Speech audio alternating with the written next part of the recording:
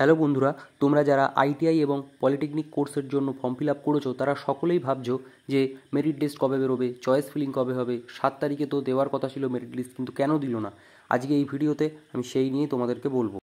তো বন্ধুরা, তোমরা এখানে দেখতেই পাচ্ছ যে এই পেজটাতে যে 7 তারিখে মেরিট লিস্ট পাবলিশ হওয়ার যে নোটিশটা দেওয়া ছিল সেটা কিন্তু এখান থেকে তুলে নেওয়া হয়েছে।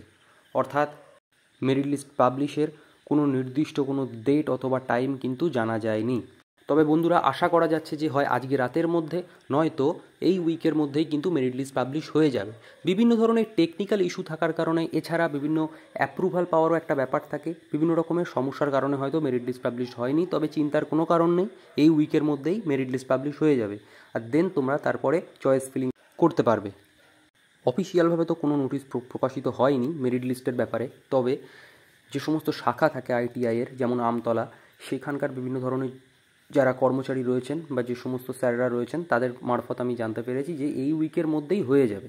তোমাদের সব কিছু তৈরি আছে, শুধুমাত্র একটা অ্যাপ্রুভাল আসলেই কিন্তু প্রকাশিত হয়ে যাবে।